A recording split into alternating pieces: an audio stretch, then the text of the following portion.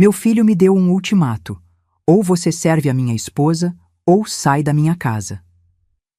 Fiquei parada por um instante, sentindo o chão sumir.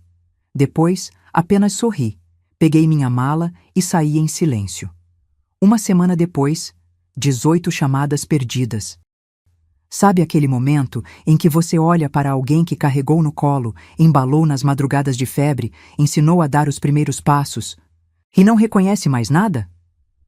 Foi exatamente isso que senti quando meu filho Ricardo olhou nos meus olhos e disse aquelas palavras. Mas deixa eu voltar um pouco. Aquela terça-feira começou como tantas outras. Acordei às 6 da manhã, preparei café fresco, separei pão na chapa, ovo mexido com queijo derretido. A casa cheirava a comida de verdade, sabe?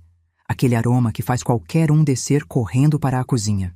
Eu estava temperando a farofa para o almoço. Passava manteiga na cebola dourada, sentia o cheiro subindo quando ouvi o salto fino dela batendo no piso. Mônica entrou na cozinha como quem entra num ringue. Vestido bege justo, cabelo escovado, unhas perfeitas.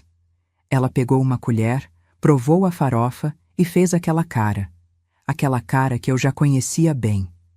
Helena, isso tá sem gosto nenhum. Parece comida de hospital. Ela jogou a colher na pia com um barulho metálico. Você não consegue fazer uma coisa decente? Respirei fundo.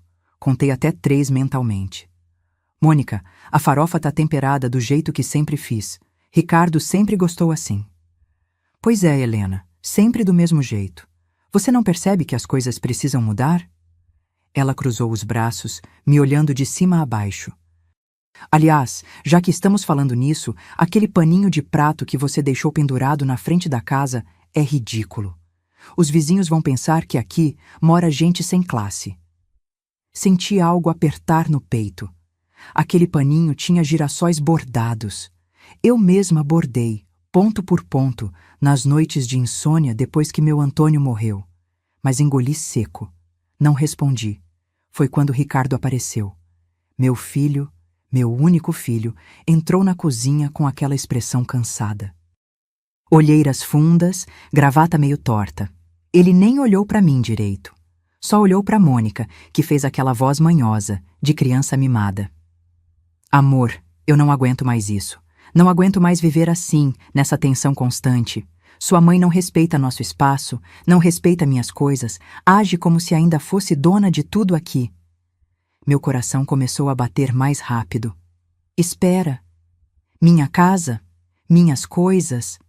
Ricardo suspirou, passou a mão no rosto.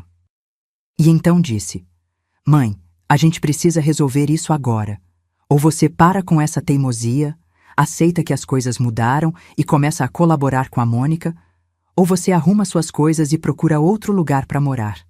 Eu não aguento mais esse clima. O mundo parou. Olhei para o meu filho. Procurei naquele rosto algum traço do menino que eu embalei, que acordava gritando com pesadelo e só se acalmava no meu colo. Procurei o homem que, no dia da formatura, me abraçou chorando e disse: Mãe, tudo que eu sou devo a você. Não achei nada disso. Só vi um estranho. Um homem que eu não conhecia. Algo muito estranho aconteceu dentro de mim naquele instante. Não foi raiva. Não foi tristeza imediata. Foi paz. Uma paz gelada, definitiva. Como quando você finalmente entende uma verdade que vinha evitando há muito tempo. Desliguei o fogo. Limpei as mãos no avental com calma e sorri. Não foi um sorriso de alegria. Foi o sorriso de quem acabou de tomar a decisão mais importante da vida. Tudo bem, Ricardo. Minha voz saiu firme. Mais firme do que eu esperava. Subi as escadas. Cada degrau parecia pesar 1 tonelada, mas meus passos eram decididos. No meu quarto, aquele que Mônica já havia planejado transformar em closet, puxei a mala debaixo da cama. Engraçado como eu já tinha, inconscientemente, deixado ela ali. Como se soubesse que esse dia ia chegar.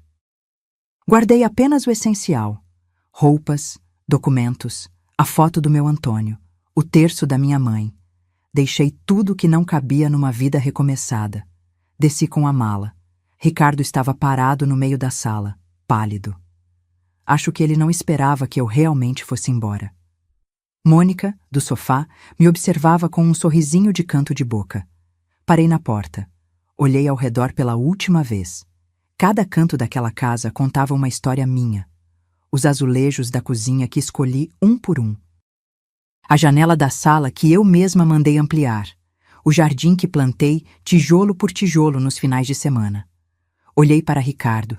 E pela primeira vez em 67 anos, não senti aquela necessidade dolorosa de proteger meu filho de tudo.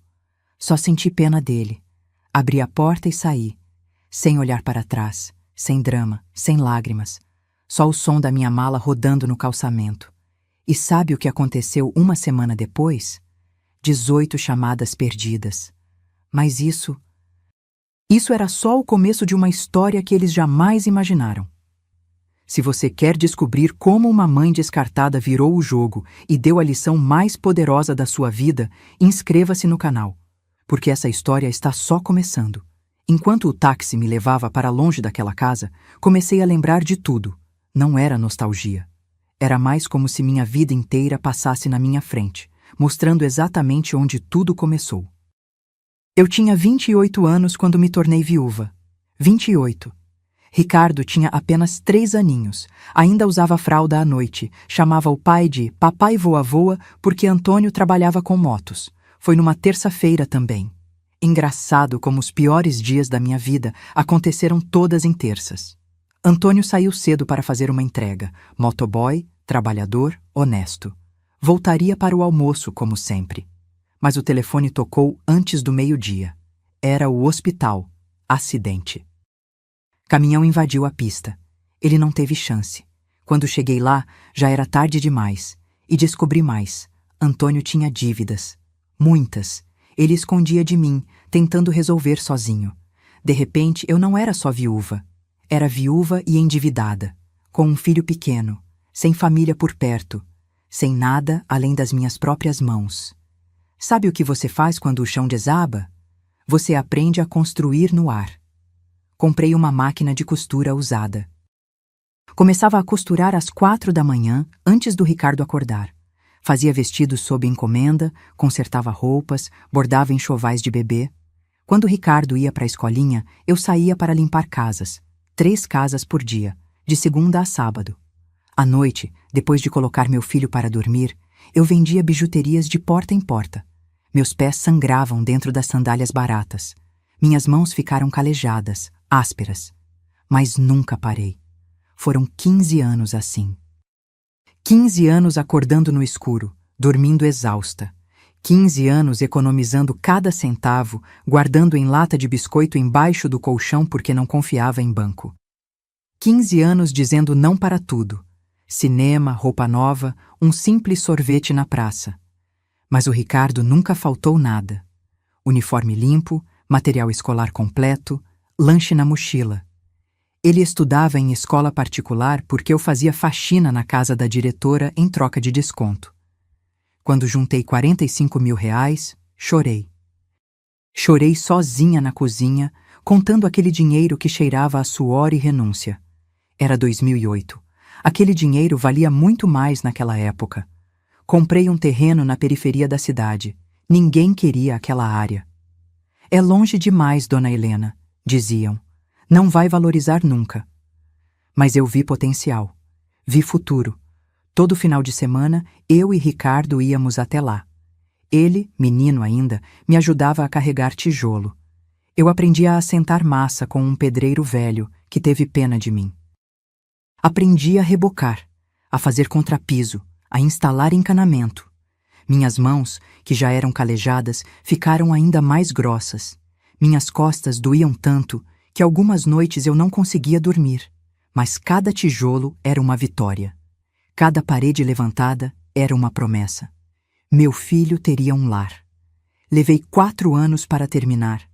4 anos suando debaixo do sol, misturando cimento, pintando paredes. Quando finalmente mudamos para aquela casa, em 2012, Ricardo tinha 17 anos. Ele me abraçou na porta e disse: "Mãe, você é a mulher mais forte que eu conheço. Nunca vou esquecer tudo que fez por mim." Eu acreditei nele. Paguei a faculdade de engenharia. Eram R$ 1.200 por mês na época. Voltei a costurar mais, aceitei mais casas para limpar. Ricardo se formou em 2017, conseguiu um emprego excelente, começou a ganhar bem. E eu? Continuei naquela casa. A casa que eu construí. A casa que tinha meu suor em cada canto, minha história em cada parede. Aquela casa que hoje vale R$ 850 mil, porque a região valorizou exatamente como eu previ. E foi essa casa que meu filho acabou de me expulsar. Engraçado como a vida te ensina as lições mais duras, não é? Mas ele ainda não sabia de uma coisa. Algo que eu havia guardado em silêncio todos esses anos. Aquela casa tinha um segredo que em breve mudaria tudo. Mônica entrou na nossa vida num sábado de junho. Lembro até da roupa que ela usava. Vestido florido, salto alto demais para um churrasco casual, perfume tão forte que dava para sentir de longe. Ricardo tinha conhecido ela num evento da empresa, 3 meses antes. Ele chegou em casa naquela noite com os olhos brilhando, falando sem parar. Mãe, conheci uma mulher incrível, inteligente, bonita, bem resolvida. Eu sorri. Claro que sorri. Meu filho estava feliz. Que mãe não quer ver o filho apaixonado? Quando ela veio jantar pela primeira vez, trouxe vinho caro e um sorriso ainda mais caro. Me abraçou na porta, me chamou de mãezinha, com aquela voz doce demais. Ricardo fala tanto da senhora. Deve ser uma mulher maravilhosa para ter criado um homem tão especial. Eu quis acreditar. Juro que quis. Mas tinha algo nos olhos dela. Algo que eu não conseguia nomear. Era como quando você vê um animal bonito, mas percebe que ele está calculando cada movimento, estudando, planejando. Durante o jantar, ela elogiou tudo. A comida, a casa, a decoração.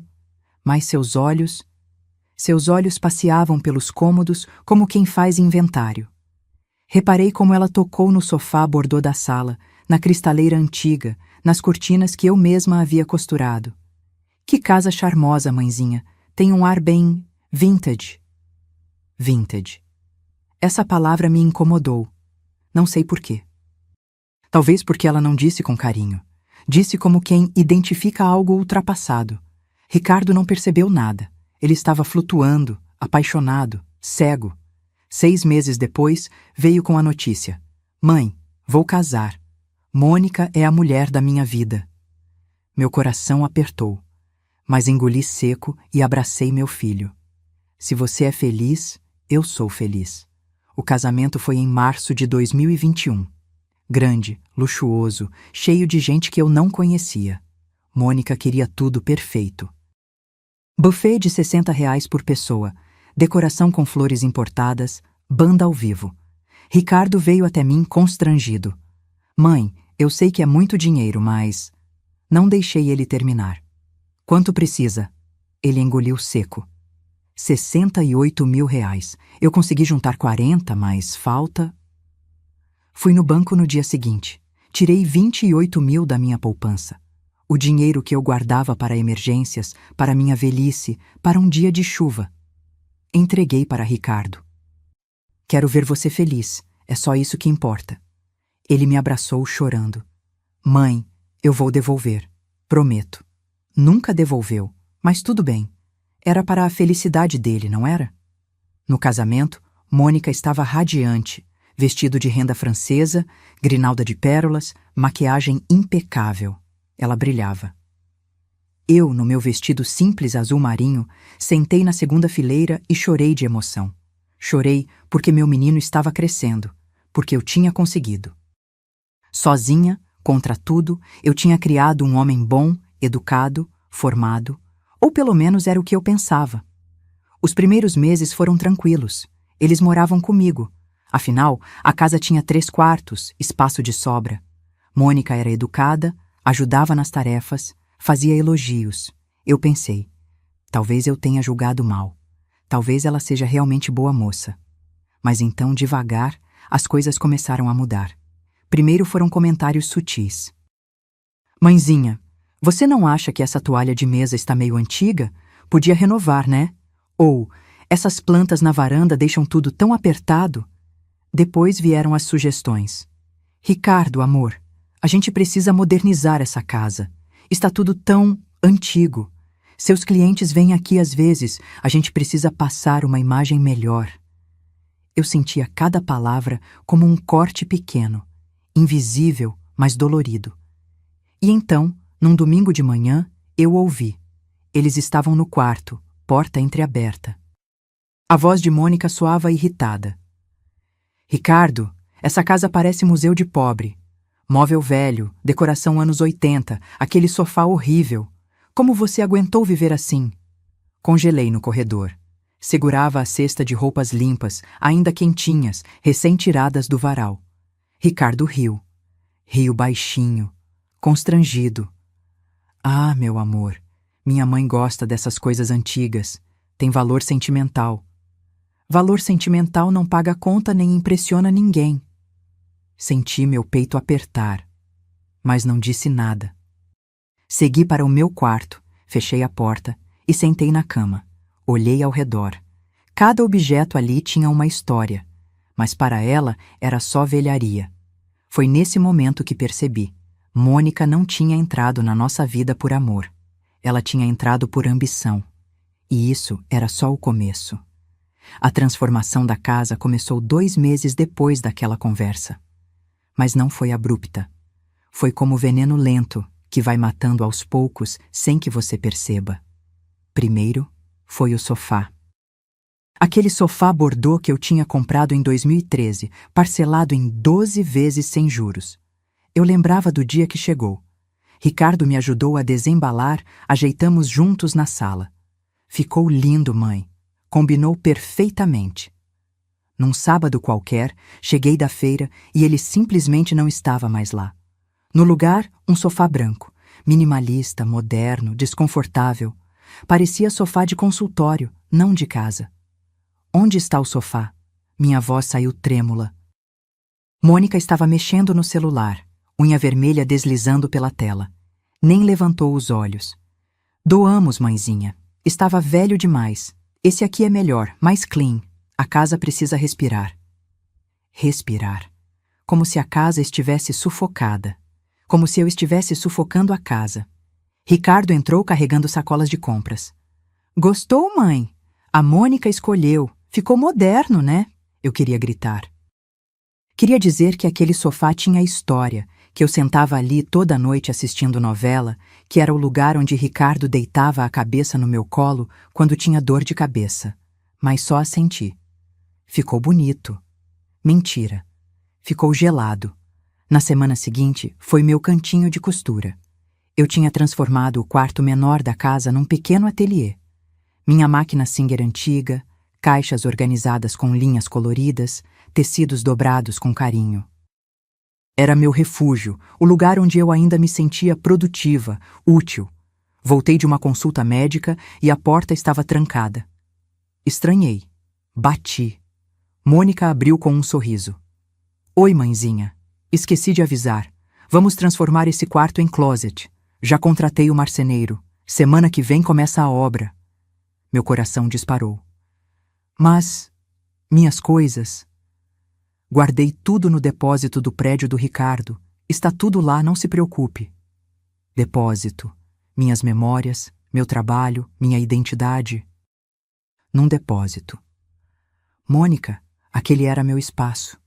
Ela suspirou, como quem perde a paciência com criança teimosa. Helena, você nem costura mais tanto assim. E a gente precisa desse quarto. Não tem espaço suficiente para nossas roupas. Nossas roupas, na minha casa. Fui reclamar com Ricardo no fim do dia. Ele estava cansado, mexendo no notebook, testa franzida. Mãe, é só um quarto. Você pode costurar na cozinha se quiser. Ricardo, aquele era meu espaço, meu único cantinho. Ele fechou o notebook com um suspiro pesado. Mãe, por favor, a Mônica está tentando deixar a casa mais organizada. Não transforma isso numa guerra. É só um quarto. Nunca mais costurei. Depois foram as plantas, meu jardim. Tinha cultivado cada uma com paciência de anos. As roseiras que plantei quando Ricardo fez 10 anos. os lírios que vieram de mudas da minha vizinha Dona Carmen, a hortelã que crescia forte no canteiro da frente. Voltei do mercado e estavam arrancadas. Todas. No lugar, pedras brancas decorativas e suculentas em vasos geométricos. Ficou mais limpo, né, mãezinha? Menos mato, mais design. Mato. Ela chamou minhas plantas de mato. Mas o pior ainda estava por vir. O violão do Antônio sumiu. Estava guardado no armário da sala, dentro do estojo original. Era a única coisa que sobrou dele. Eu não tocava, mas às vezes abria o estojo só para sentir o cheiro de madeira envelhecida, tocar as cordas, lembrar dele cantando no churrasco de domingo. Mônica, onde está o violão? Ah, aquilo? Dei para um projeto social. Estava parado, sem uso. Alguém vai aproveitar melhor.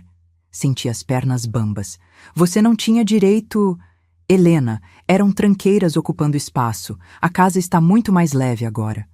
Leve. Como se peso fosse ruim. Como se memória fosse carga. As fotos antigas da parede também foram tiradas. Está tudo no pendrive, mãezinha. Mais prático. Prático. Invisível. Apagado. Eu estava sendo apagada da minha própria casa. Devagar. Sistematicamente. E meu filho não enxergava nada. Ou pior, ele via, mas escolhia ignorar. À noite, deitada na cama, eu olhava para o teto e não reconhecia mais nada ao meu redor. Tudo estava diferente. Branco, frio, impessoal.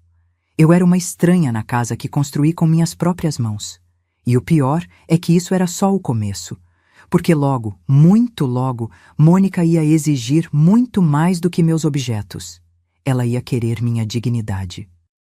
A mudança foi tão gradual que quase não percebi quando deixei de ser a dona da casa e me tornei a funcionária.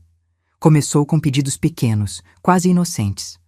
Mãezinha, já que você vai lavar sua louça, lava essas xícaras também? Estou atrasada para o salão. Helena, passa essa blusa para mim? O ferro já está quente mesmo. Dá para esquentar meu almoço? Estou no meio de uma reunião online. Eu fazia. Claro que fazia. Sempre fui de ajudar, de estar disponível. Mas os pedidos foram crescendo. Multiplicando, transformando-se em exigências. Um dia, desci para tomar café e encontrei um papel na geladeira. Uma lista, escrita com a letra caprichada da Mônica, presa com ímã decorativo. Tarefas, Helena, 7U. Café pronto, 8U. Roupa de cama trocada, nosso quarto. 10 horas, banheiro limpo. 12 horas, almoço na mesa. 14 horas, passar roupas. 18 horas, jantar pronto. 20 horas, cozinha organizada. Fiquei olhando aquele papel. Lia e relia, como se as palavras fossem mudar de sentido. Mas não mudavam. Ricardo entrou bocejando, pegou o café. Viu minha cara. Que foi, mãe? Apontei para a lista. Minha voz saiu rouca. Isso. Ele deu de ombros. Ah, a Mônica está tentando organizar melhor a rotina da casa. É bom, né? Fica tudo mais estruturado. Ricardo, isso é uma lista de tarefas, como se eu fosse... Fosse o quê, mãe? Ele me olhou com impaciência. Você mora aqui, não mora? Todo mundo ajuda nas tarefas. É justo. Justo. Essa palavra ecoou na minha cabeça o dia inteiro. E como eu sempre fiz, engoli seco e cumpri. Porque eu não queria conflito. Porque eu tinha medo de perder meu filho. Porque lá no fundo, uma parte de mim ainda acreditava que era temporário. Mas não era. As semanas passaram e a lista aumentou.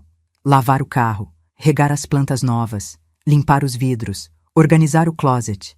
Eu, que construí aquela casa tijolo por tijolo, agora limpava banheiro com horário marcado. O pior veio num sábado à noite. Mônica decidiu fazer um jantar com as amigas.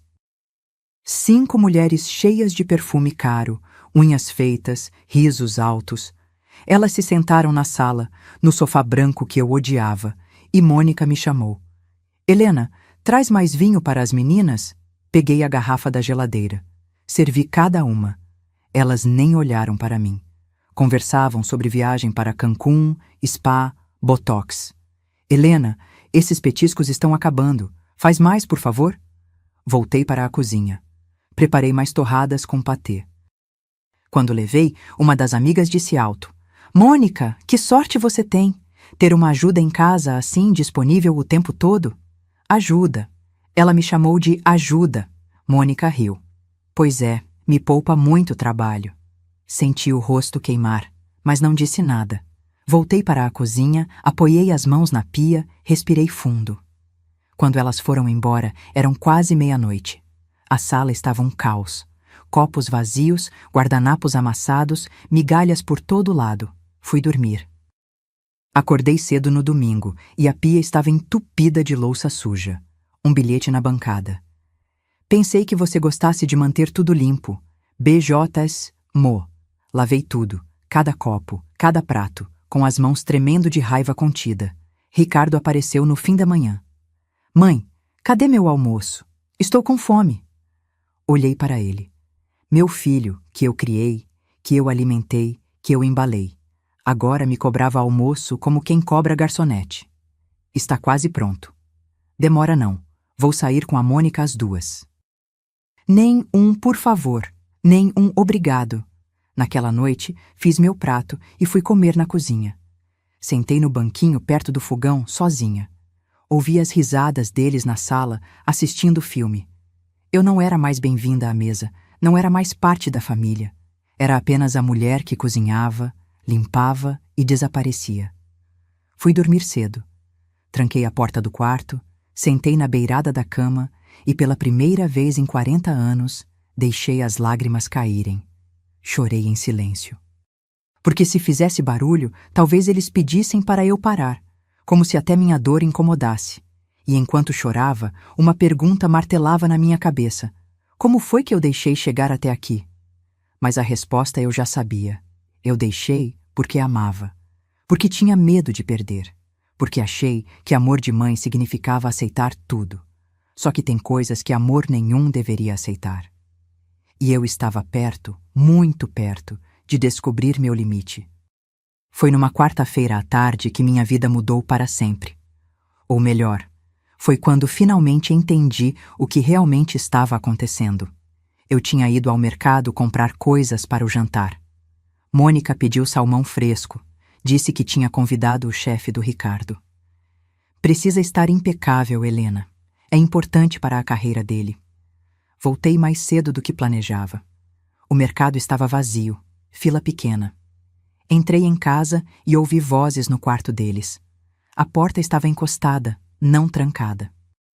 Ia passar direto, mas uma frase me congelou no corredor. Ricardo, sua mãe precisa sair dessa casa logo. A voz de Mônica soava irritada, impaciente. Não aguento mais vê-la andando por aí como se fosse dona de alguma coisa. Meu coração começou a bater mais forte. Fiquei paralisada, segurando as sacolas do mercado. Mônica, eu sei que é difícil, mas ela não tem para onde ir. A voz do meu filho soava cansada, resignada.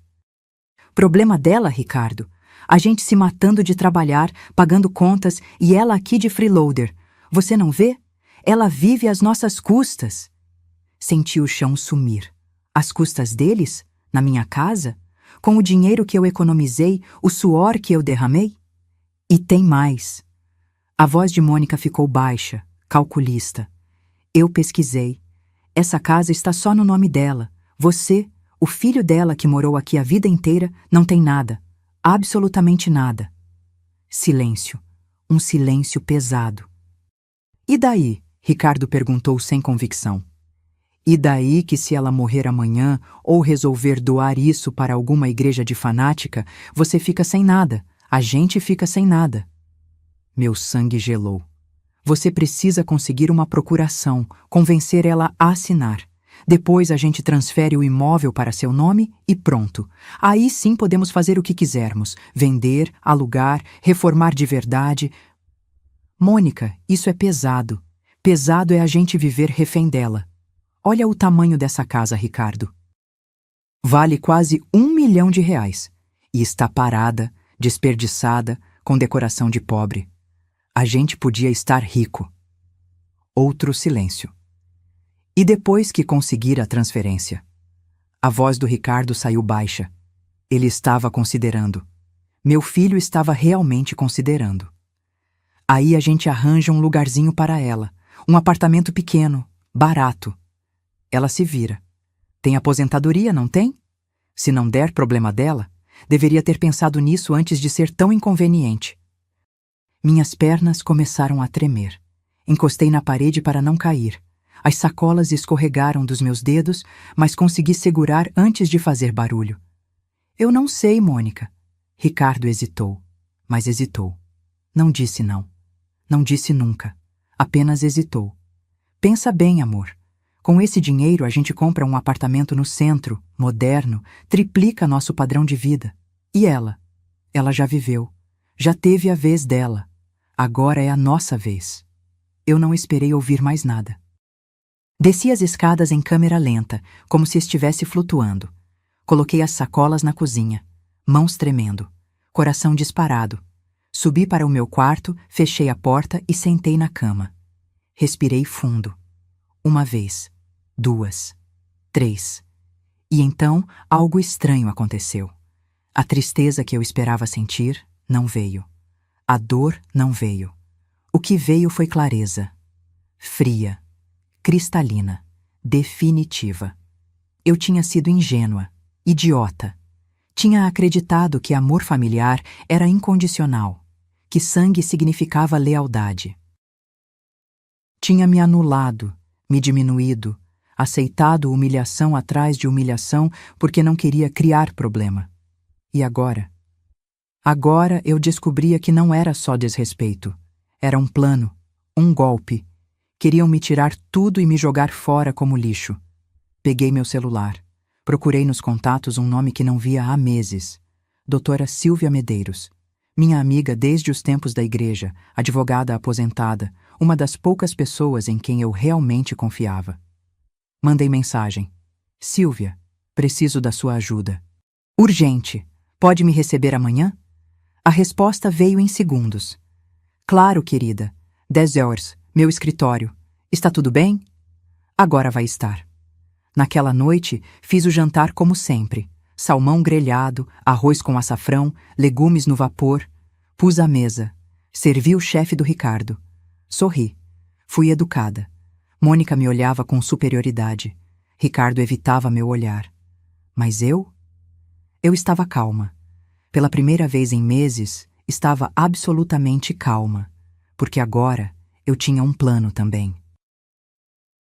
E diferente deles, o meu plano tinha uma coisa que o deles não tinha: justiça.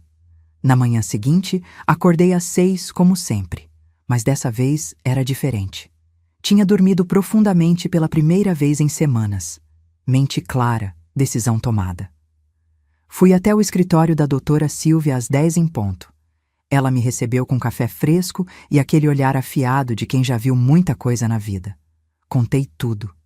Cada detalhe. Cada humilhação. A conversa que escutei. Silvia ficou em silêncio por alguns segundos. Depois, suspirou fundo. Helena, eu vou ser direta. Eles não têm direito legal nenhum sobre sua casa. Nenhum. Mas você precisa se proteger agora. Ela abriu uma pasta. Vamos fazer 3 coisas hoje mesmo. Primeiro, um testamento blindado. Segundo, uma declaração de propriedade exclusiva registrada em cartório. Terceiro, você vai tirar cópias de todos os comprovantes de que construiu e manteve aquela casa sozinha. E se eles tentarem me forçar a assinar alguma coisa? Qualquer documento assinado sob coação é nulo, mas Helena... Ela segurou minha mão. Você está preparada para as consequências? Porque quando você se proteger, eles vão reagir. Eu sei. Minha voz saiu firme. E estou pronta. Passamos 3 horas naquele escritório. Assinei papéis, registrei tudo. Quando saí, levava na bolsa documentos que protegiam meu patrimônio. E mais, Silvia me ofereceu o quarto de hóspedes dela. Quando precisar, é só vir. Voltei para casa no fim da tarde. A decisão estava tomada. Mas eu não ia simplesmente sair. Ia esperar o momento certo. O momento em que eles se mostrassem completamente. Esse momento chegou 3 dias depois. Era domingo. Eu estava preparando o almoço. Macarrão à bolonhesa, o preferido do Ricardo desde criança. A cozinha cheirava a alho e manjericão. Eu mexia o molho quando Mônica entrou. Provou a farofa que eu tinha preparado e fez aquela cara de nojo que eu já conhecia tão bem. Helena, isso está horrível, sem gosto nenhum. Parece ração. Ela jogou a colher na pia com força. Você não sabe fazer mais nada direito mesmo. Desliguei o fogo. Respirei fundo. Mônica, essa farofa está temperada como sempre esteve. Se não gosta, não coma. Ela arregalou os olhos. Não estava acostumada com resposta. Como é que é? Está me respondendo agora? Estou dizendo que se não gosta da minha comida, você é livre para cozinhar a sua.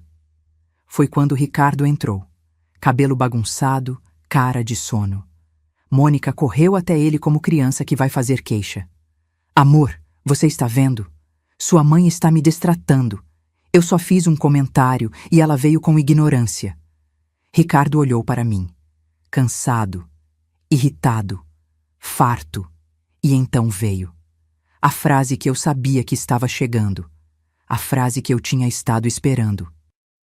Mãe, chega! Eu não aguento mais isso. Não aguento mais essa tensão, esse clima pesado, você criando caso por tudo. Ele passou a mão no rosto. Vou ser bem claro agora. Ou você para com essa teimosia toda, aceita que as coisas mudaram aqui, obedece às regras da Mônica e para de criar problema. Ou você junta suas coisas e procura outro lugar para morar. Porque eu não aguento mais. Decida agora. O mundo ficou em silêncio. Olhei para o meu filho. Procurei nos olhos dele algum traço do menino que eu ninei nas madrugadas. Do adolescente que chorava no meu ombro quando levava fora da menina. Do jovem que jurou que nunca me abandonaria. Não encontrei. Só vi um homem que eu não conhecia. Um estranho usando o rosto do meu filho. E naquele momento, algo se libertou dentro de mim. Sorri. Um sorriso pequeno, tranquilo. Tudo bem, Ricardo? Ele piscou, confuso. Mônica também. Acho que esperavam lágrimas, súplicas, desespero. Limpei as mãos no pano de prato. Tirei o avental com calma. Pendurei no gancho. Vou pegar minhas coisas. Subi as escadas. Cada degrau era uma libertação. Puxei a mala debaixo da cama. Aquela mesma que tinha preparado dias antes, sabendo que esse momento chegaria. Roupas, documentos, a foto do Antônio, o terço da minha mãe. O que mais importava cabia numa mala. Desci. Ricardo estava no meio da sala, pálido. Acho que finalmente tinha caído a ficha do que ele tinha feito. Mônica, no sofá, tentava disfarçar um sorriso. Parei na porta, olhei ao redor pela última vez.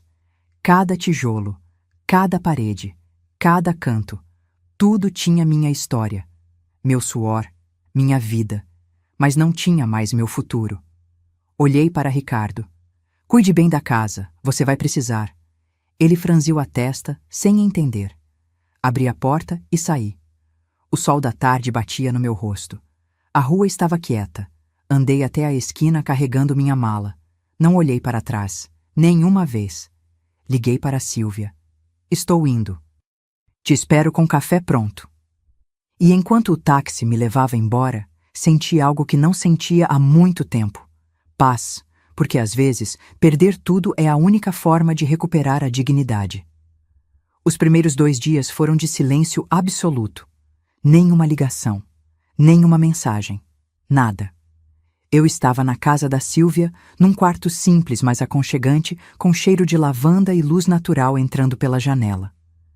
Ela não fez perguntas invasivas, apenas me abraçou e disse: "Fica o tempo que precisar." Na segunda noite, tomando chá na varanda, Sílvia comentou: "Sabe o que vai acontecer agora, né? Quando a poeira baixar, eles vão perceber." Perceber o quê? Tudo que você fazia, tudo que você era, tudo que você sustentava sem que eles notassem. Ela tinha razão. No terceiro dia, meu celular tocou pela primeira vez. Era Ricardo. Deixei cair na caixa postal. Ele não deixou recado. Mas eu sabia o que estava acontecendo lá, porque eu conhecia aquela casa. Conhecia cada detalhe, cada necessidade, cada despesa, e eles estavam descobrindo do jeito mais duro possível. Sílvia tinha uma amiga que morava na mesma rua da casa. Dona Lourdes, curiosa como toda vizinha de bairro, me ligou no quarto dia. Helena, minha filha, que confusão está acontecendo aí na sua casa? A Mônica passou aqui pedindo para eu ensinar ela a ligar a máquina de lavar. Máquina de lavar, Helena. A menina não sabe nem isso. Eu quase ri. Quase. E outra, vi o Ricardo saindo cedinho para comprar pão. Voltou com pão dormido porque não sabe escolher. A casa está um caos, minha filha. Ontem mesmo vi lixo acumulado na calçada porque esqueceram o dia da coleta. Cada informação era uma confirmação. Eles estavam se afogando.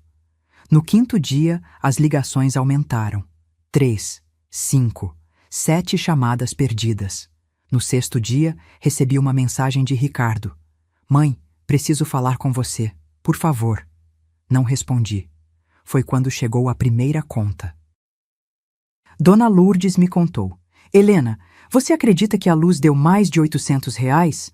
Ouvi a Mônica gritando com o Ricardo na garagem. Ela achava que a conta vinha no máximo 200. R$ 890, para ser exata. Eu sempre pagava aquela conta, todos os meses, direitinho. Eles nem sabiam que eu pagava. Depois veio a água, R$ 340. Internet, R$ 189. Condomínio que eles nunca souberam que existia porque a casa fazia parte de um loteamento fechado. 220. Gás, 160. Só em contas básicas, mais de R$ 1.700, que eu pagava sozinha, todo mês, sem reclamar. No sétimo dia, Dona Lourdes ligou rindo. Minha filha, o supermercado não aceita mais a conta fiada da Mônica. Ela tentou comprar no crédito e foi negado. Eu vi ela voltando com 2 sacolas miseráveis, carne de segunda, essas coisas. E você sabe o pior? O quê? Ela não sabe cozinhar. Queimou o arroz, Helena. A casa inteira cheirava a queimado. O Ricardo chegou do trabalho e não tinha janta pronta. Comeram miojo. Miojo. O engenheiro bem-sucedido jantando miojo porque a esposa dele não sabia nem fazer arroz. No 8º dia, as ligações viraram desespero. 15 chamadas perdidas num único dia. Mensagens começaram a chegar. Mãe, por favor, atende. Precisamos conversar. Não faz isso. Mas foi no 9º dia que tudo desmoronou de vez. Chegou uma carta. Aviso de recebimento. A letra firme e oficial de um advogado. Sílvia tinha enviado notificação extrajudicial exigindo que Ricardo e Mônica desocupassem o imóvel em 30 dias. Afinal, eles não tinham direito legal nenhum de estar lá. Nunca tiveram. Dona Lourdes me ligou quase imediatamente. Helena, que guerra! O Ricardo chegou do trabalho, abriu a carta e ficou branco. Branco, Helena! A Mônica começou a gritar. Ela não pode fazer isso! A gente mora aqui! Isso é desumano!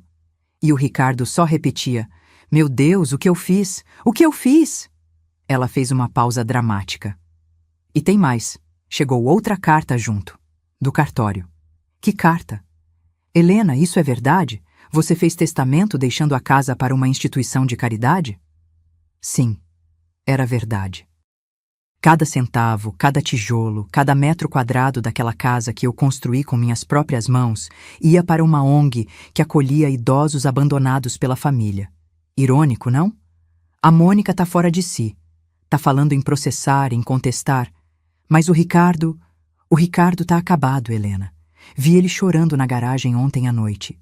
Chorando igual criança. Desliguei o telefone e fiquei olhando para o jardim da casa da Sílvia. O sol estava se pondo, pintando o céu de laranja e rosa. Sílvia se sentou ao meu lado. Como você está se sentindo? Pensei bastante antes de responder. Vazia, mas aliviada. Ele vai vir te procurar. Você sabe disso, né? Eu sei. E o que você vai fazer? Respirei fundo. Vou ouvir, mas não vou voltar atrás, porque tinha coisas que não tinham volta. Palavras que não podiam ser desfitas, escolhas que tinham consequências. e pela primeira vez na vida, não era eu quem ia arcar com elas sozinha. Era hora de eles aprenderem. No 10º dia, o desespero bateu à porta, literalmente. Eu estava ajudando Silvia a regar as plantas do quintal quando a campainha tocou. Ela foi atender e voltou com expressão séria. É o Ricardo. Quer falar com você. Meu coração acelerou, mas minha voz saiu firme. Manda ele ir embora. Helena, ele está chorando no portão. Algo dentro de mim tremeu, mas não cedi. Não quero falar com ele, não agora. Silvia voltou. Ouvi vozes abafadas. Quando ela retornou, trazia um envelope amassado. Ele deixou uma carta e disse que vai esperar o tempo que for necessário. Olhei para o envelope. Meus dedos tremiam, mas não abri. Não naquele momento. Coloquei na mesinha de cabeceira e tentei seguir o dia. Mas à noite, sozinha no quarto, abri. A letra trêmula, apressada, do meu filho ocupava 3 páginas. Manchas que pareciam lágrimas desfocavam algumas palavras. Mãe, eu estraguei tudo. Eu sei. Não tenho desculpa. Fui cego, egoísta, ingrato. Deixei a Mônica tomar conta de tudo, tomar conta de mim. Não enxerguei o quanto você fazia, o quanto sustentava sozinha. Eu te expulsei da sua própria casa, da casa que você construiu. Eu não mereço nem seu perdão, nem sua presença, mas preciso que saiba, estou me afogando sem você. E não é pela casa, é por você, pela minha mãe. Por favor, me dá uma chance de consertar isso. Dobrei a carta devagar. Coloquei de volta no envelope. E não chorei. Porque algumas feridas são profundas demais para lágrimas. No 12º dia, recebi uma ligação de um número desconhecido. Quase não atendi, mas algo me fez apertar o botão verde. Alô? Dona Helena? Uma voz masculina, formal. Sou o Dr. Augusto Marinho, advogado representando Ricardo Santos e Mônica Ferreira. Gostaria de agendar uma reunião para discutirmos um acordo amigável sobre o imóvel. Desliguei. Bloqueei o número. Mônica tinha ido longe. Contratado advogado. Mas ela não entendia uma coisa. Eu tinha a lei do meu lado. E mais importante ainda, eu tinha a verdade. Silvia confirmou no dia seguinte. Eles não têm base nenhuma, Helena. O imóvel está no seu nome desde sempre. Você construiu, pagou, mantém. Eles são ocupantes sem direito legal. A notificação é válida. Se não saírem em 30 dias, vamos com despejo. E o testamento? Registrado, reconhecido e irrevogável. Mesmo que você morresse amanhã, aquela casa vai para a instituição. Eles não têm como reverter. Naquela noite, Dona Lourdes me ligou com mais novidades. Helena, a confusão está de lascar. A Mônica está tentando vender as coisas da casa. Pôs anúncio da televisão, da geladeira, até da máquina de lavar. Mas aí apareceu um oficial de justiça e lacrou tudo. Disse que ela não pode vender patrimônio alheio. Você tinha que ver a cara dela. Eu não consegui segurar um sorriso amargo. E o Ricardo? Ah, minha filha, o Ricardo tá destruído. Tá faltando no trabalho. Ouvi a vizinha do lado comentando que viram ele voltando de tarde, com cara de quem foi demitido ou advertido. A Mônica tá culpando ele por tudo. Ontem ouvi gritaria até 2 da manhã. No 15º dia, o telefone tocou 18 vezes. 18 chamadas do Ricardo num único dia, cada uma mais desesperada que a outra. As mensagens também chegavam sem parar. Mãe, pelo amor de Deus. Mãe, só me escuta uma vez. Eu mereço tudo isso. Mas, por favor, me dá uma chance. Mãe, eu te amo. Nunca deveria ter deixado chegar nesse ponto. A Mônica foi embora. Voltou para a casa dos pais. Estou sozinho aqui, entende? Sozinho, igual você ficou. Essa última mensagem me acertou no peito. Porque era verdade. Eu tinha ficado sozinha, completamente sozinha, abandonada pelo filho que criei, humilhada na minha própria casa. E agora era a vez dele sentir. No 18º dia, Silvia veio conversar comigo com seriedade.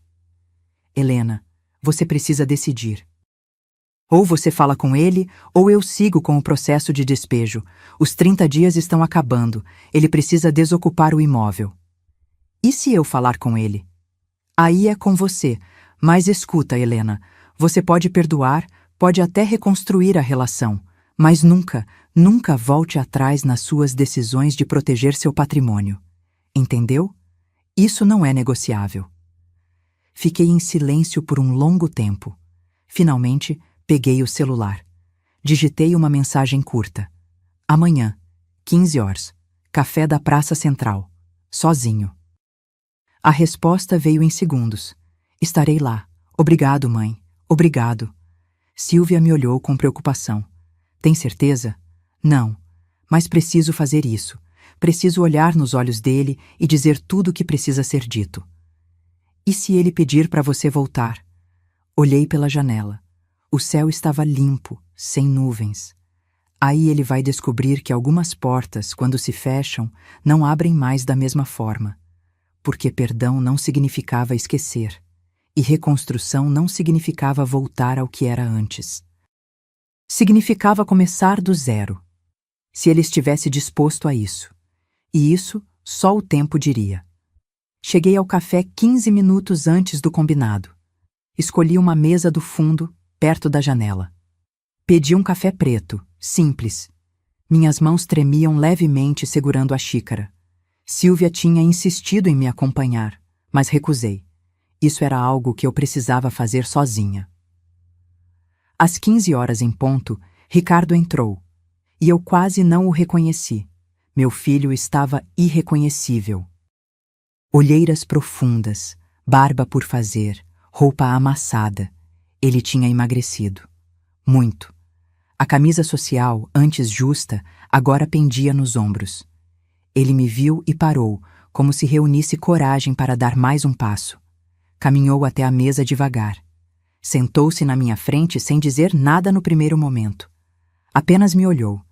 E então seus olhos encheram de lágrimas. Mãe.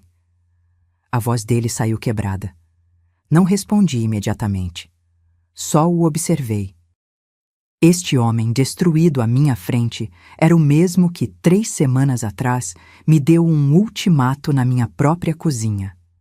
Você pediu para conversar, então converse. Minha voz saiu mais fria do que eu esperava. Ele engoliu seco. Limpou as lágrimas com as costas da mão. Eu não sei nem por onde começar. Desculpa é pouco. Desculpa não paga o que eu fiz, o que eu deixei acontecer. Não paga mesmo. Mãe, eu fui um cego, um idiota completo. A Mônica. Ela me manipulou, me convenceu de que você era o problema, de que você estava atrapalhando nossa vida. E eu acreditei. Acreditei porque era conveniente. Porque era mais fácil culpar você do que enxergar quem ela realmente era. E quem ela era, Ricardo? Ele fechou os olhos. Uma golpista, uma interesseira. Ela nunca me amou. Amou a ideia do que eu poderia dar para ela. Status, conforto, dinheiro e principalmente aquela casa. Sua voz ficou amarga. A casa que você construiu sozinha enquanto eu era criança. A casa que vale uma fortuna hoje. Ela queria tudo. E eu ia deixar ela tomar. Senti algo apertar no peito, mas mantive a expressão neutra. E o que mudou? Tudo mudou quando você saiu. Ele olhou para as próprias mãos. No primeiro dia, eu achei que ia ser um alívio, sem conflitos, sem tensão. A Mônica comemorou. Disse que finalmente éramos livres. Ele fez uma pausa, a voz embargada. Mas no segundo dia, acordei e não tinha café pronto. Parece bobo, né? Mas você sempre fazia café. Sempre, desde que eu me lembro. E de repente não tinha. Aí percebi que a geladeira estava vazia. Você sempre fazia compras. Eu nem sabia em qual mercado você ia. Continue. As contas começaram a chegar. Mãe, eu não fazia ideia. Não fazia ideia de quanto custava manter aquela casa. Luz, água, internet, gás, condomínio que eu nem sabia que existia. Você pagava tudo. Tudo. E eu nunca te perguntei se precisava de ajuda. Lágrimas escorriam livremente pelo rosto dele agora. A casa virou um caos. A Mônica não sabia nem ligar a máquina de lavar. Queimava comida, deixava a louça acumular. Brigávamos todos os dias. E então chegou aquela carta. Ele me olhou com desespero. A notificação. E foi aí que caiu a ficha de verdade. Aquela não era minha casa. Nunca foi. Era sua.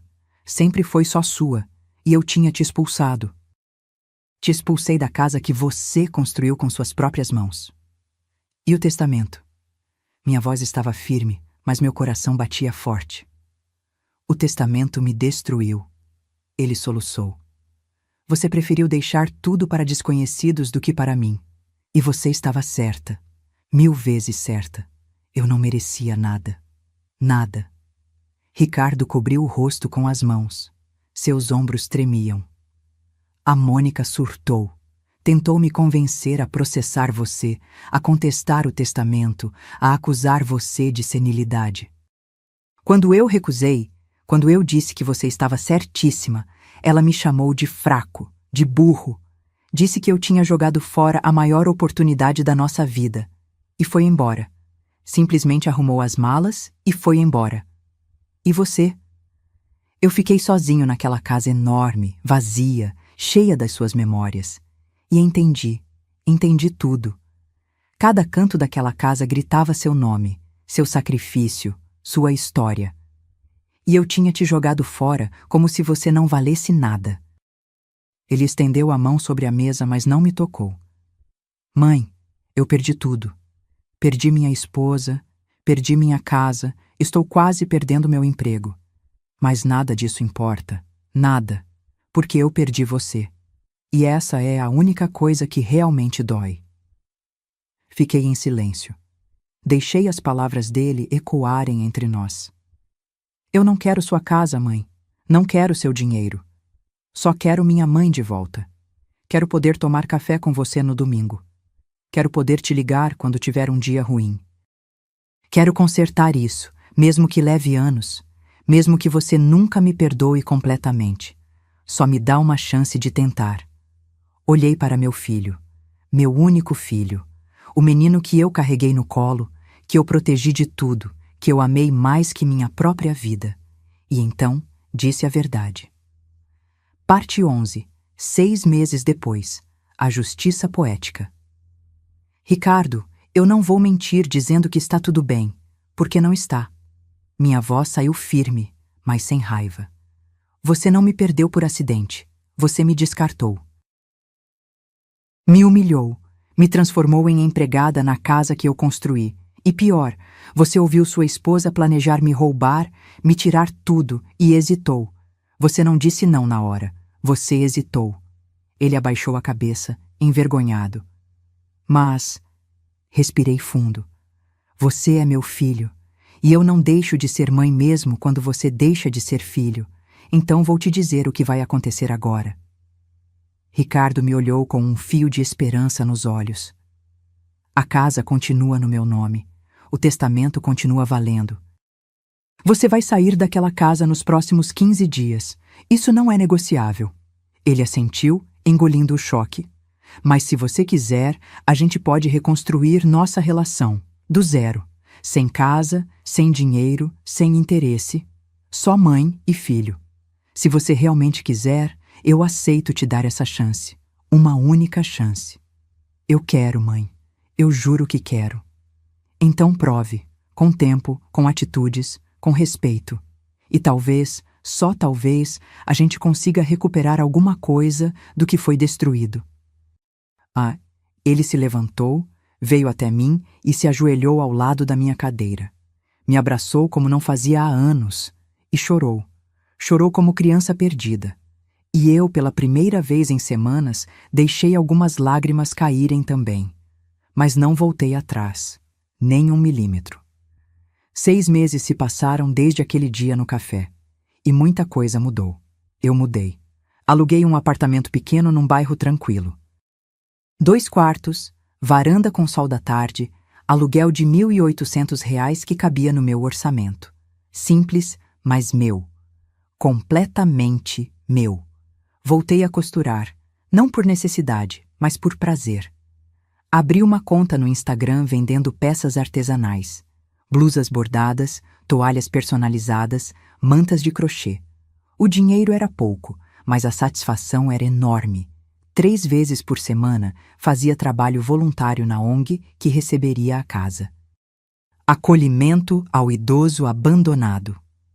O nome era irônico, mas real. Lá conheci histórias parecidas com a minha. Mães descartadas, avós esquecidas, vidas inteiras apagadas por famílias ingratas. Mas também conheci recomeços, mulheres fortes que se reergueram, que recuperaram sua dignidade, que aprenderam que idade não é sinônimo de descartável. Fiz amigas, verdadeiras amigas. Saímos para almoçar, fomos ao cinema, viajamos para a praia num fim de semana. Eu, aos 67 anos, estava vivendo coisas que nunca tinha vivido.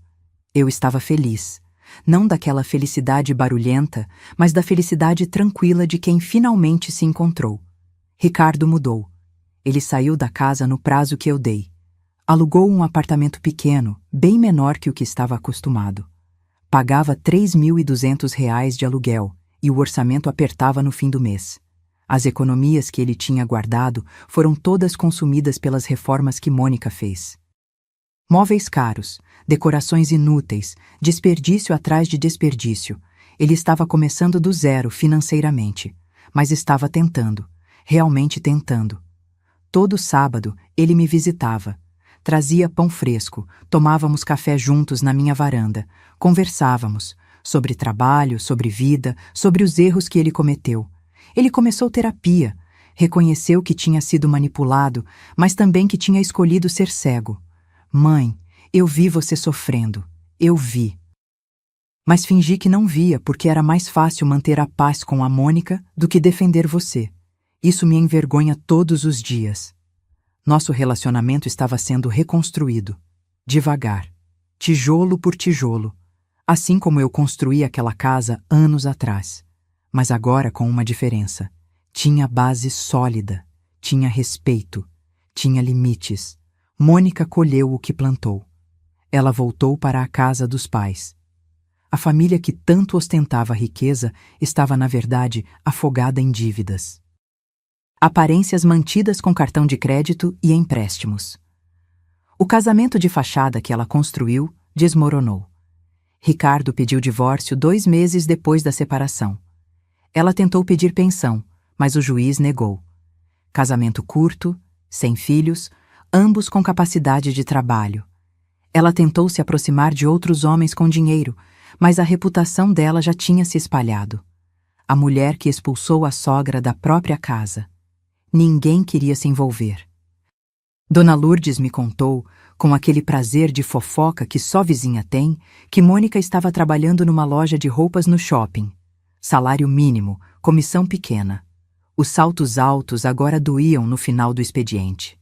A casa que ela tanto cobiçou estava sendo preparada para virar o novo lar da ONG.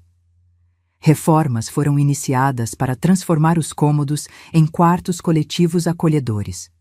Onde antes tinha ambição e conflito, haveria agora cuidado e recomeço. E o final desta história? Não foi o final de contos de fadas que as pessoas esperam. Não houve reconciliação dramática com abraços e promessas eternas. Houve algo melhor. Houve verdade. Ricardo e eu reconstruímos um relacionamento baseado em respeito mútuo. Ele não voltou a morar comigo. Eu não voltei a ser a mãe que se anula pelo filho. Somos 2 pessoas adultas que se amam, mas com limites saudáveis. Ele me liga durante a semana só para saber como estou. Levou 6 meses até eu conseguir dizer, eu te amo de novo.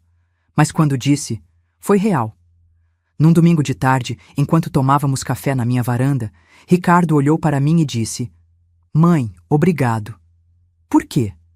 Por não ter me perdoado fácil, por ter me ensinado a lição mais dura da minha vida. Eu precisava perder tudo para entender o valor do que eu tinha. Segurei a mão dele. Você não perdeu tudo, Ricardo. Você me perdeu por um tempo. Mas encontrou algo mais importante. Você encontrou respeito próprio. Aprendeu a não se deixar manipular. Aprendeu que amor não é conveniência. Ele sorriu. Um sorriso triste, mas genuíno. E eu percebi. A justiça não estava na vingança. Estava na transformação. Parte 12. A lição final. Epílogo reflexivo. O outono chegou trazendo folhas douradas e um vento fresco que anunciava mudanças. Eu estava na varanda do meu apartamento, costurando uma manta de retalhos, quando o telefone tocou. Era a Adriana, coordenadora da ONG. Dona Helena, precisa vir aqui hoje. Tem uma surpresa. Cheguei lá no fim da tarde. A casa, minha antiga casa, estava irreconhecível. De um jeito bom. As paredes tinham sido pintadas de cores suaves. Amarelo claro na sala, verde água nos quartos. Onde antes ficava meu quarto, agora havia uma biblioteca comunitária com poltronas confortáveis. A cozinha, ampliada, tinha uma mesa enorme onde todos comeriam juntos. No jardim, onde Mônica tinha arrancado minhas plantas, agora crescia uma horta. Tomates, alface, cebolinha. Cuidada pelas próprias mãos dos idosos que ali moravam. Dona Helena, venha conhecer as moradoras. Foram 7 mulheres. A mais nova tinha 62 anos, a mais velha, 84. Cada uma com sua história de abandono, ingratidão, família que virou as costas. Dona Francisca, 76 anos, me abraçou com lágrimas nos olhos. A senhora salvou minha vida, literalmente. Eu ia morar na rua quando esse lugar me acolheu. Senti um nó na garganta. Essa casa salvou minha vida também. Agora ela está salvando outras. Adriana me levou até a entrada. Uma placa de bronze estava sendo instalada. Casa Helena, reconstruindo dignidades desde 2025. A senhora é uma inspiração, Dona Helena. Transformou dor em propósito. Voltei para casa com o coração cheio. Naquela noite, Ricardo veio jantar. Eu tinha feito arroz de forno, receita da minha mãe. Simples, gostoso, com amor. Enquanto comíamos, ele comentou: Mãe, passei na frente da casa ontem. Vi as senhoras na varanda, rindo, conversando. Fiquei olhando por um tempo. E o que sentiu? Ele ficou em silêncio, pensativo. No começo senti um aperto. Aquela era minha casa de infância, sabe? Onde eu cresci. Mas depois senti orgulho. Orgulho de você, do que você fez. Transformar aquela casa que foi palco de tanta dor em um lugar de recomeço. Segurei a mão dele sobre a mesa. Sabe o que aprendi nesses meses todos? O quê? Que a gente ensina as pessoas como devem nos tratar. Eu ensinei você, sem querer, que estava tudo bem me desrespeitar. Porque eu aceitava. Porque eu tinha medo de te perder. Mas quando eu te perdi do mesmo jeito, entendi que medo não protege ninguém, só aprisiona. Ricardo apertou minha mão. E eu aprendi que privilégio cega. Eu tinha tanta coisa garantida, sua presença, seu cuidado, aquela casa, que achei que eram direitos. Não eram. Eram presentes, e eu joguei tudo fora. Mas estamos aqui agora. Estamos, diferentes, mas aqui. Naquela noite, depois que Ricardo foi embora, sentei na varanda com uma xícara de chá. O céu estava estrelado, limpo. A cidade dormia tranquila. Pensei em tudo que passei. Na viuvez aos 28, nas madrugadas costurando, nos tijolos erguidos com minhas próprias mãos, na humilhação que engoli calada, no momento em que decidi, chega. E entendi algo fundamental. Dignidade não se negocia. Amor não pode vir acompanhado de desrespeito. E às vezes, a maior prova de amor que podemos dar é ensinar limites. 3 semanas depois, recebi um convite inesperado. A ONG estava fazendo um evento de inauguração oficial e queriam que eu falasse. O salão estava cheio. Voluntários, doadores, imprensa local e as 7 moradoras sentadas na primeira fileira. Quando chegou minha vez de falar, subi ao microfone com o coração acelerado. Nunca fui de discursos. Mas olhei para aquelas mulheres, cada uma sobrevivente da própria batalha, e as palavras vieram, Eu não vim aqui contar uma história de vingança. Vim contar uma história de resgate. Do meu resgate. Fiz uma pausa. Respirei fundo. Durante anos, acreditei que ser boa mãe significava me anular, aceitar tudo, perdoar tudo, nunca impor limites porque isso seria egoísmo. Mas aprendi, da pior forma possível, que isso não é amor, é autodestruição. Algumas mulheres na plateia assentiram, os olhos marejados. Quando meu filho me deu aquele ultimato, quando me expulsou da casa que eu construí, algo dentro de mim morreu. Mas algo também nasceu, autorrespeito. E foi esse autorrespeito que me trouxe até aqui, que transformou dor em propósito. Olhei para as moradoras. Hoje, essa casa não é mais símbolo da minha humilhação, é símbolo da minha libertação. E espero, de coração, que seja símbolo da libertação de cada uma de vocês também. A plateia aplaudiu. Vi Ricardo no fundo do salão, chorando silenciosamente. Depois do evento, ele veio até mim. Não disse nada. Apenas me abraçou forte, demorado, e eu entendi. Perdão não é esquecer. Perdão é lembrar sem que a dor te paralise. É permitir que quem errou seja uma pessoa nova. É dar uma chance sem abrir mão da sua dignidade. Hoje, 1 ano depois de tudo, minha vida está completamente diferente. Vendo minhas peças de costura numa pequena loja colaborativa. Viajo com minhas amigas, frequento aulas de alongamento para a terceira idade. Rio mais, vivo mais. Ricardo refez a vida. Conheceu Patrícia, uma professora simples, de família humilde, que o trata com respeito genuíno. Ela me chamou para tomar café antes mesmo de namorar sério com ele. Dona Helena, eu preciso conhecer a mulher que criou esse homem. Gostei dela imediatamente. E ela de mim. Às vezes, nos domingos, fazemos almoço juntos.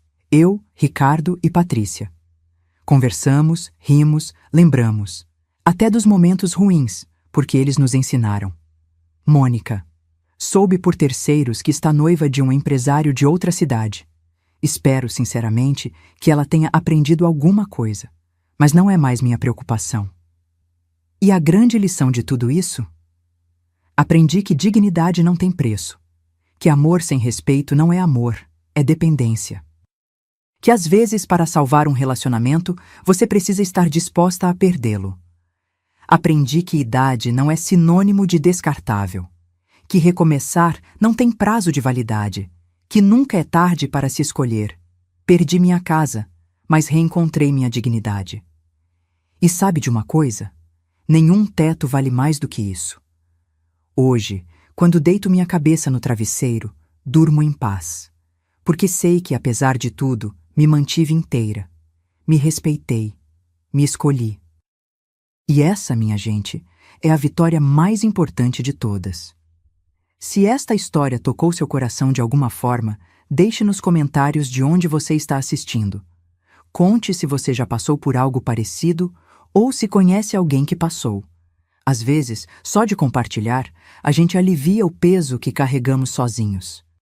E se você acredita que dignidade não tem idade, que recomeço é sempre possível, que nunca é tarde para se escolher, deixe seu like e se inscreva no canal. Porque aqui a gente compartilha histórias reais, de pessoas reais, vivendo batalhas reais. Lembre-se, você ensina às pessoas como te tratar. E nunca, nunca é egoísmo escolher sua própria dignidade. Até a próxima história. E que você sempre se escolha primeiro.